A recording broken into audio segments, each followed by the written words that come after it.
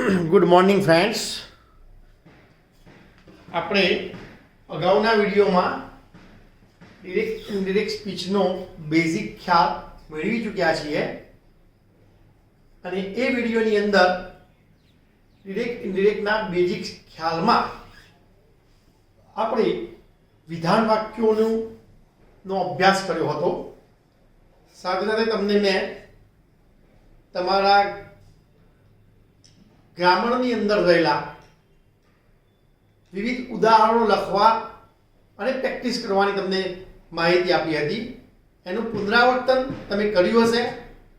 પણ હવે આ વિડીયોની અંદર આજે આપણે એક નવા ટોપિક તરફ જઈ રહ્યા છીએ અને એ છે WH સિવાયના વાક્યો, WH પ્રકારના વાક્યો.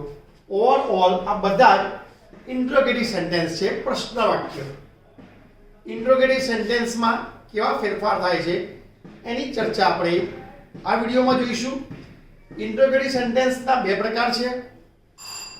ઇન્વર્ઝન ક્વેશ્ચન્સ કે જેમાં જવાબો હાના પ્રકારના હોય અને જેમાં WH પ્રકારના વાક્યો ન હોય, અને બીજા WH પ્રકારના વાક્યો જે who, what, where, when, why, which, whom, whose, how, how much, how many આવા શબ્દો વડે પ્રશ્ન વાક્યો બન્યા હોય. તો આજે પહેલા ભાગમાં આપણે જોઈશું WH સિવાયના વાક્યો. ઇન્વર્ઝન ક્વેશ્ચન ખરા પણ જે W અને H નથી એમાં, તો કેવી રીતે બનશે તો અહીં જોઈશું આપણે.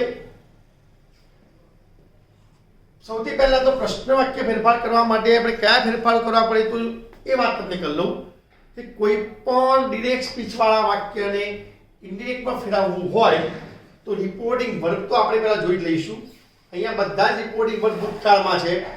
એનો અર્થ એ થયો કે અંદર રહેલા વાક્યનો કાળ પણ બદલાશે, શબ્દોમાં પણ ફેરફાર થશે અને સર્વનામ તો બદલાય જ. હવે કેવા ફેરફાર થાય તો રિપોર્ટિંગ વર્બ પહેલું બદલાય. અહીંયા હી સેડનું તો સેડ જ થવાનું છે. વિધાન વાક્યમાં આપણે ધેટ મૂકતા હતા, આ પ્રશ્ન વાક્ય છે. ત્યાં પ્રશ્ન વાક્યનો પાછું WH પ્રકારનું નથી. WH પ્રકારનું પ્રશ્ન વાક્ય ના હોય એટલે તમારે બે શબ્દ ધ્યાનમાં રાખવાના છે, એક if અને બીજું whether. હવે if અને whether આ બંનેમાંથી એક સંયોજક અહીંયા મૂકીશું. સ્વાભાવિક રીતે આપણે if મૂકીશું કારણ કે સરળતા રહે છે આપણને સમજવામાં, લખવામાં અને સ્પેલિંગની પણ ભૂલ ન થાય. કેમ કે વેધર શબ્દ બીજો એક છે હવામાન માટે વપરાતો, એનો સ્પેલિંગ WEATHER. આ ભૂલ થવાની શક્યતા રહેલી છે, માટે આપણે સરળતા ખાતર if મૂકીશું.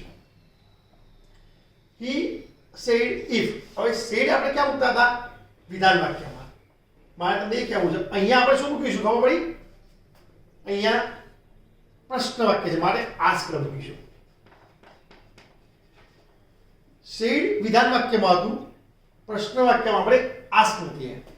હવે આપેલા પ્રશ્ન વાક્યને પહેલા આપણે એનું એઝેડ સેન્ટેન્સ એટલે કે વિધાન વાક્ય બનાવવું પડશે અને વિધાન વાક્ય બનાવ્યા પછી એને ઇન્ડિરેક્ટમાં ફેરવીએ તો જ આપણું વાક્ય સાચું પડે. હવે આપેલ વાક્યનું એઝેડ શું બનશે? I can do this work myself. વાક્ય આપ્યું છું I can do this work myself અને મારે તમને એ જ શીખવવું છે I can do this work myself. આ કાર્ય હું કરી શકું છું. Just try yourself. તમે એના બેઝમાં જાઓ, થોડો ખ્યાલ કેળવો, એક્ઝામ્પલ જુઓ અને પછી ટ્રાય કરો તો તમે જાતે કહેશો I can do this work myself. હવે I એટલે કોણ? તો અહીંયા બોલનાર છે. બોલનારને લાગુ પડવાનું સ્પીકરને ફર્સ્ટ પર્સન એટલે I નું થશે he, can નું થશે could. could આવ્યું મારે do માં ફેરફાર થશે નહીં, આ મોડલ છે એની સાથે do જ રહે. could do this નું થશે that work અને myself શબ્દ સર્વનામ છે, બોલનાર પ્રમાણે બદલાય. બોલનાર he છે તો myself નું થાય himself. બસ આ રીતના તમે દરેક શબ્દ પર તમે જાઓ.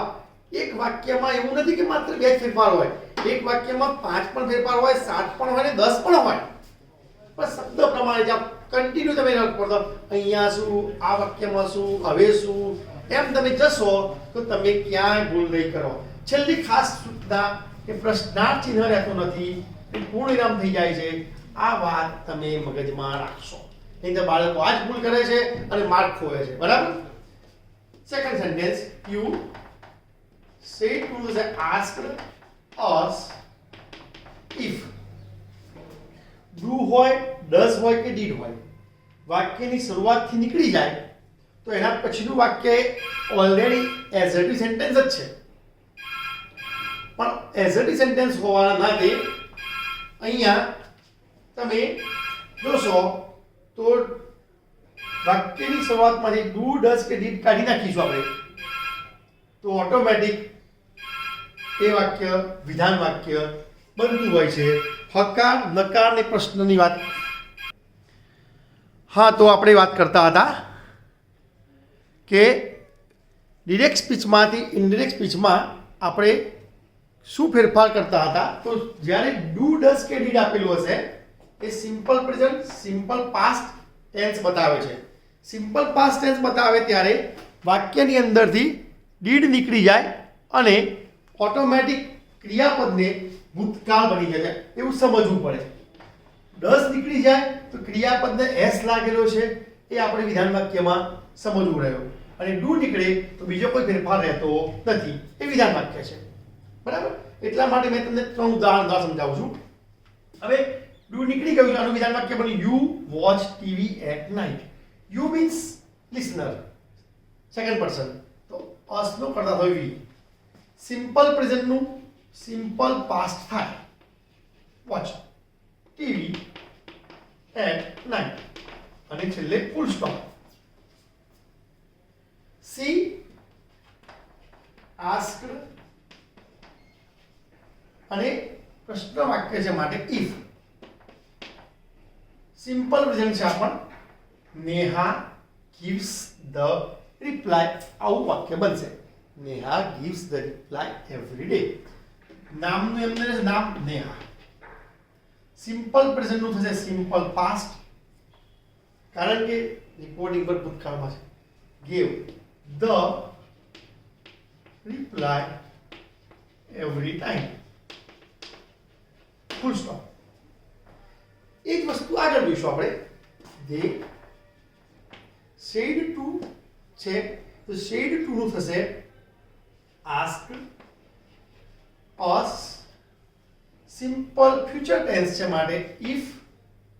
અહીંયા વેધર માં મૂકી શકો તમે, એટલે વેધર મૂકી આપણે તમને ખ્યાલ હોય weather.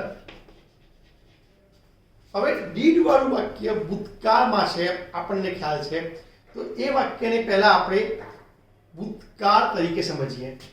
You forgave them yesterday. You means what? Listener. Listener કોણ છે? us. us તો થયો we. સિમ્પલ પાસ્ટ ટેન્સ અહીંયા forgave, forgive, forgiven. તો forgive નું સિમ્પલ પાસ્ટ નું પાસ્ટ પરફેક્ટ માં ચેન્જ કરવું પડે. we had forgiven, had forgiven. Third person માં સર્વનામ છે, પ્રોનાઉન છે, એને ફેરફાર થતો નથી, એમનું એમ ધેમ.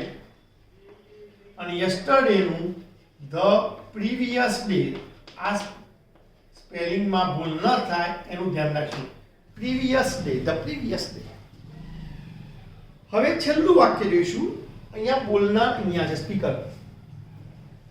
સ્પીકર છે ધ બોયઝ. ધ બોયઝ છે એક વચન નથી, બહુવચન છે. ધ બોયઝ એનું જે થર્ડ પર્સન પ્લુરલ છે, એટલે આપણને ખ્યાલ આવવો જોઈએ કે સ્પીકર જે છે એ ત્રીજો પુરુષ બહુવચનમાં છે.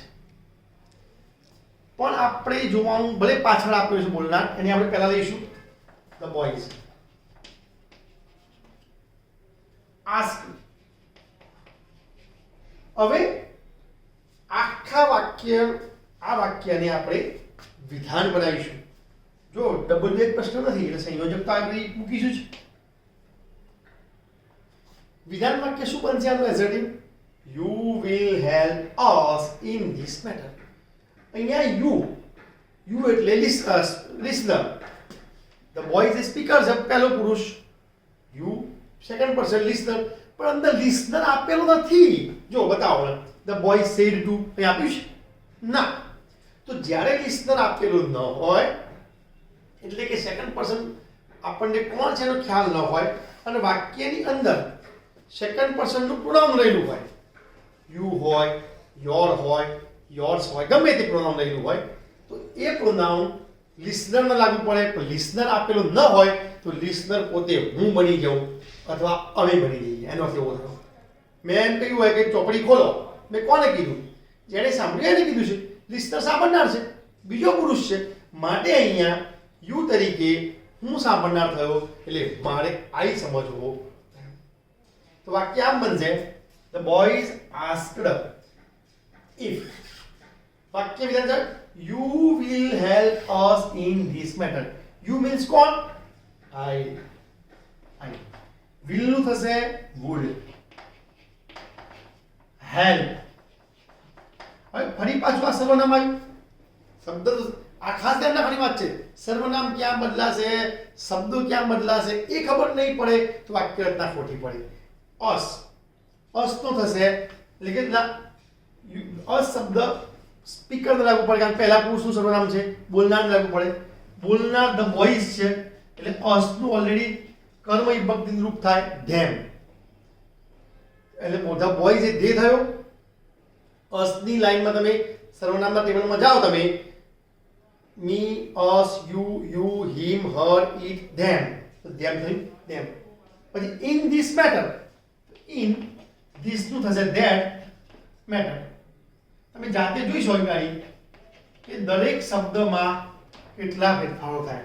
તો આ આપણે જોયું આપેલા WH સિવાયના પ્રશ્ન વાક્યોમાં કયા કયા ફેરફારો થયા. આવા ફેરફારોના આધારે આપણને ડાયલોગ જ્યારે લખતી વખતે પ્રશ્ન વાક્ય આપેલું હોય તો એને સરળતાથી તમે ઇન્ડિરેક્ટમાં એઝર્ટિવ બનાવીને ઇન્ડિરેક્ટમાં ફેરફાર કરી શકો છો. તો આજે આપણે આ વિડીયોમાં આટલે સુધી રહેવા દઈશું. આના પછીના વિડીયોમાં WH પ્રકારને કેવી રીતે બદલાય છે એ જોઈશું. આમ તો હું તમને સરળતા ખાતર ઓછા વાક્યોમાં સમજાવું છું, પણ આનું જટિલપણું છે, કોમ્પ્લેક્સ છે. તમે જો વારંવારની પ્રેક્ટિસ નહીં કરો તો ભૂલ પડવાની શક્યતા રહેલી છે. પુનરાવર્તન માટે આવા નવા નવા વાક્યો જોવાના છે, ગ્રામરમાંથી પ્રેક્ટિસ કરવાની છે અને પુનરાવર્તન કરશો તો તમને ક્યાંય અઘરું રહેશે નહીં. તો આશા રાખું છું આ વિડીયો તમે એકવાર, બે વાર, 3 વાર રિપીટ કરશો. ખાસ કરીને 9મા ધોરણના બાળકને ઝડપથી ખ્યાલ આવે, 10મા વાળા બાળકને ફરીથી સમજવું હોય તો ખૂબ ઉપયોગી વિડીયો થઈ પડશે. આ પછીના વિડીયોમાં આપણે WH પ્રકારના પ્રશ્ન વાક્યો વિશે જોઈશું.